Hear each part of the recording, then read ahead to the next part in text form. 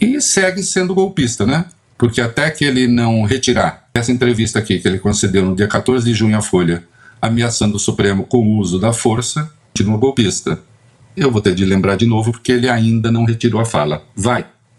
É uma hipótese muito ruim, porque a gente está falando de possibilidade de força, de uso da força. A gente está falando de possibilidade de interferência direta entre os poderes. É tudo que ninguém quer.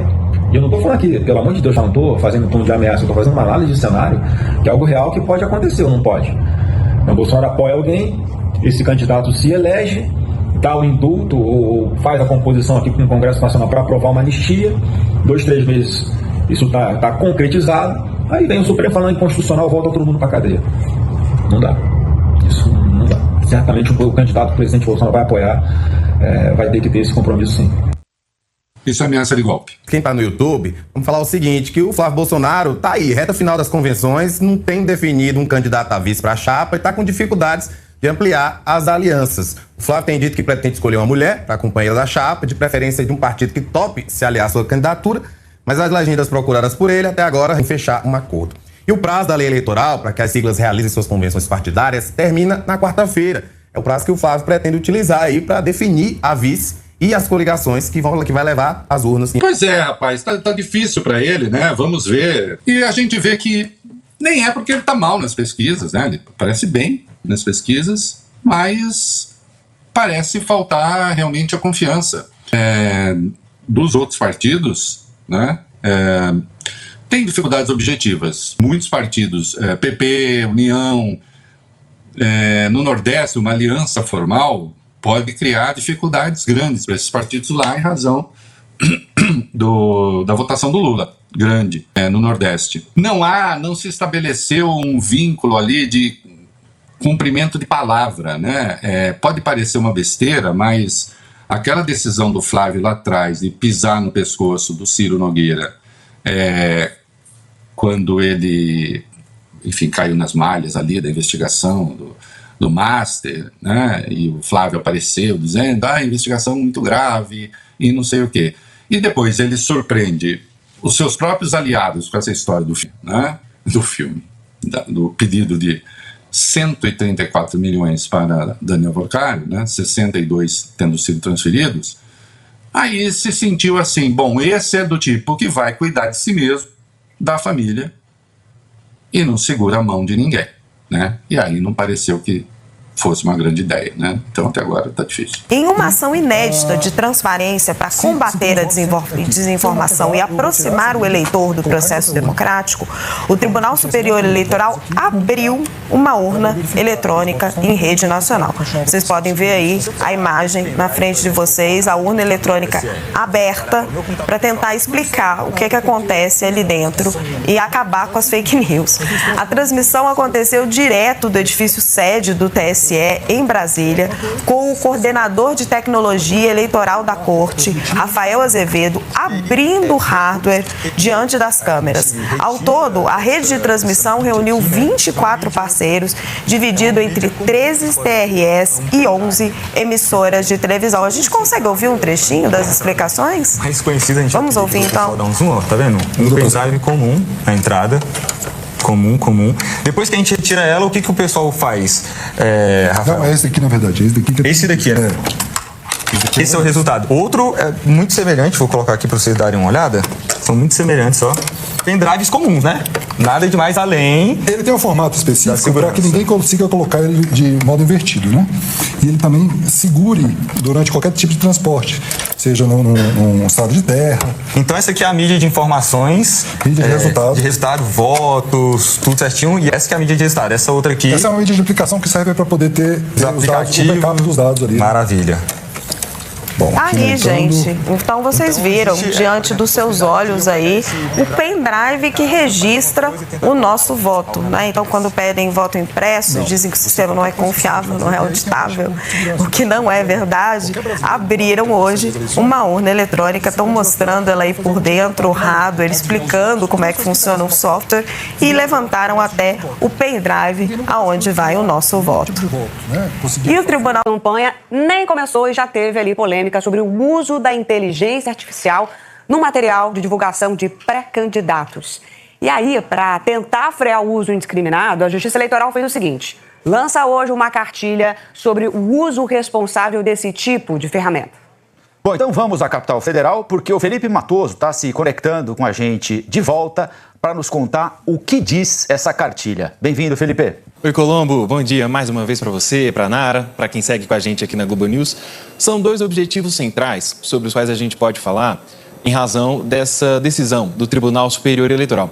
O primeiro deles é uma tentativa de impedir a propagação daqueles conteúdos que foram propositalmente manipulados para difundir fatos notadamente inverídicos, descontextualizados. Também o objetivo é impedir que as chamadas deepfakes sejam utilizadas, por exemplo, para beneficiar uma candidatura, para prejudicar outra candidatura. Então, a nossa equipe da Globo News aqui em Brasília preparou algumas ilustrações para a gente apresentar agora o que pode e o que não pode, segundo o TSE. Vamos rodar aí na tela, então, primeiro, a lista do que pode. Vocês vão acompanhar aí junto comigo. Por exemplo, pode ser utilizada a inteligência artificial para a criação de peças publicitárias, produção de imagens ilustrativas, edição de vídeos, geração de legendas, também tradução automática, narração sintética e alguns outros pontos, desde que haja um aviso explícito, destacado e acessível de que aquele conteúdo foi produzido com IA. Há possibilidades de uso da inteligência artificial, desde que o usuário consiga saber de forma explícita que aquele conteúdo é, sim, produzido com inteligência artificial. E o que não pode? A gente vai rodar aí na tela também, mais alguns pontos produzidos pela nossa equipe. É proibido divulgar conteúdos falsos ou descontextualizados, usar os chamados chatbots, avatares ou conteúdos sintéticos, também não pode usar deepfakes e mais. Também está proibido postar conteúdos sintéticos 72 horas antes e 24 horas depois da votação. E numa tentativa de conter, portanto, o uso irregular da inteligência artificial, o TSE fez uma parceria com uma série de empresas. A gente vai rodar aí na tela. São empresas, plataformas que fazem as redes sociais, também empresas de inteligência artificial e também, importante, parceria do TSE com agências de checagem para que quem utilize as redes sociais, quem utiliza a internet, possa estar bem informado nesse período eleitoral. A ordem no Planalto é ignorar as novas ofensas feitas pelo presidente argentino, Javier Milei, ao presidente Lula. Qualquer reação está a cargo da equipe diplomática que já adiou a volta do embaixador brasileiro para Buenos Aires. O Guilherme Bausa tem essa apuração para a gente. Bausa, boa tarde. Oi, Sadi, mais uma vez boa tarde a você, boa tarde a todos do Estúdio I e a vocês que nos acompanham na Globo News. Olha, o Javier Milei repetiu nessas declarações parte do que ele já havia dito uma semana antes na Convenção Nacional do Partido Liberal, no sábado retrasado em São Paulo, que oficializou o Flávio como candidato do PL à presidência da República. E ele repete agora nessa entrevista a um veículo da imprensa argentina. Diz que Lula é ladrão, corrupto e ex-presidiário e também acusa Lula e o PT de interferirem no processo político na Argentina. Nas declarações anteriores, na primeira rodada de ataques que Milei fez ao presidente Lula, a reação do governo brasileiro foi ter convocado o embaixador do Brasil em Buenos Aires, o Júlio Bitelli, que permanece aqui em Brasília, e também convocado o Daniel Raimondi, que é o embaixador argentino aqui no Brasil, que fica aqui em Brasília também para uma conversa com o chanceler Mauro Vieira, em que o governo brasileiro expressou ali descontentamento com essa postura de Javier Milei. No final da semana passada, havia uma avaliação do governo brasileiro de que a crise estava distensionando. Javier Milei parou de falar no assunto, porque a repercussão dentro da Argentina foi muito ruim para ele. Houve declarações do porta-voz de Milei e do chanceler argentino no sentido de acalmar a situação, de tentar normalizar de novo o diálogo entre os países. Então, a avaliação é que naquelas condições, se continuasse daquele jeito, o Júlio Bitelli, o embaixador brasileiro, poderia retornar a Buenos Aires nessa semana. Com essa nova rodada de ataques de Javier Milei, o retorno segue em suspenso e não há mais previsão de quando ele retorna. Então, dificilmente o Júlio Bitelli vai retornar essa semana em função desses novos ataques, o Milei renovando as suas agressões ao presidente Lula. Tem uma informação importante que eu ouvi de fontes do Palácio do Planalto, é que o governo brasileiro cogita, estuda seriamente em convocar de novo o Daniel Raimondi, o embaixador de Buenos Aires aqui em Brasília, para mais uma vez o chanceler Mauro Vieira expressar descontentamento. Então isso é um possível desdobramento desses novos ataques do Javier Milei, além dessa decisão de manter o Júlio Bitelli PL ele deve ficar mais tempo aqui em Brasília até que a coisa se acalme de fato, para que ele possa retornar e continuar os trabalhos na Embaixada do Brasil em Buenos Aires. E chegamos até esse julho de 2026,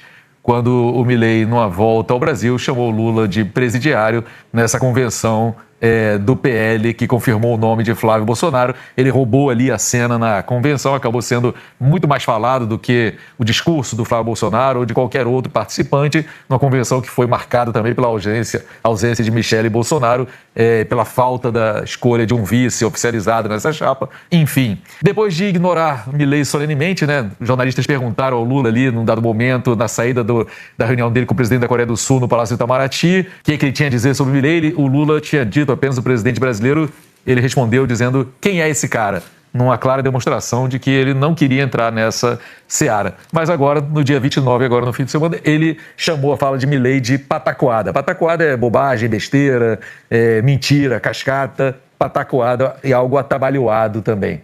E, finalmente, agora, 2 de agosto de 26, numa entrevista ao La Nación, LN Plus, né, que é o canal de notícias 24 horas do jornal La Nación, do grupo La Nación, lá na Argentina, Milei voltou a atacar o Lula, dizendo que ele é ladrão, corrupto, presidiário, e disse que, entre outras coisas, que é muito menos grave chamar alguém de presidiário do que o roubo que esse ladrão cometeu. Então, ele mostra uma determinação clara de manter aí as baterias mirando no presidente Lula, acreditando certamente que nisso ele estará fazendo um grande serviço à campanha de Flávio Bolsonaro, que estará mostrando também, por sua vez, um alinhamento de 100% com Donald Trump nessa onda de apoiar os governos de direita / extrema-direita que vem ganhando espaço na América Latina e que com isso pode ter ali algum benefício, entre outras coisas, para o grande sonho da vida do Milei, que claramente é o de ser visto como a principal liderança política da América Latina. É isso que ele gostaria muito que acontecesse,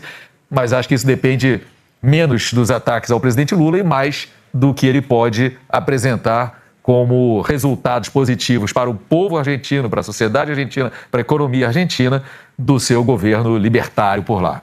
Miriam.